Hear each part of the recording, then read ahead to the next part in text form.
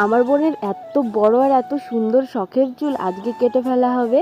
তোমরা সবাই জানো আমারও ছিল এত বড় চুল, কিন্তু আমিও কেটে ফেলেছি। কি কারণ এই চুলগুলো কাটার? আসলে আমাদের প্রচুর পরিমাণে হেয়ার ফল হচ্ছে, তো সেই জন্যই আর কি এই চুল কেটে ফেলার সিদ্ধান্ত। আমার চুলগুলো কেটেছি এখন থেকে অনেক আগে, প্রায় 7-8 মাস হয়ে গেল। তখন আমি আমার বোনকে বলেছিলাম যে তুইও চুল কেটে ফেল। তো আমার বোন তখন একদমই রাজি ছিল না, চুল কাটবেই না, এত বড় শখের চুলও আরও বড় করবে সেই শখ ছিল। আজকে হঠাৎ করে বলছি আমায় দি আমার চুলগুলো কেটে দে। এই চুল কাটার সিদ্ধান্ত যখন মনে আসে তখনই কাটা উচিত, না হলে একটু পরে না আর ভাল লাগে না, ইচ্ছাই করে না চুলগুলো কাটার, যখন চুলগুলো আবার ধরা হয়, আঁচড়ানো হয়।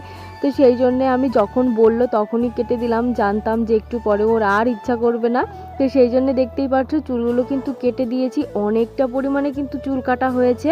কিন্তু সত্যি জানো তো, এত কষ্ট করে এত বড় করা চুল কেটে ফেলতে কিন্তু ভীষণ কষ্ট হয়। আমি তো আগের বার চুল কেটে ভীষণ পরিমাণে কান্না করেছিলাম। তোমরা যদি দেখতে চাও ভিডিওটা, আমি তোমাদের সঙ্গে শেয়ার করব, এই ভিডিওর নিচে লিংক দিয়ে দেবো ক্যাপশনে, তো সেখান থেকে তোমরা দেখে আসতে পারো। আমি তো প্রচুর কান্না করেছিলাম, পুরো ভেঙে পড়েছিলাম চুল কেটে। খুব কষ্ট হয়, যাদের বড় বড় চুল কেটে ছোট করেছো তারা জানো এই কষ্টটা কি কষ্ট।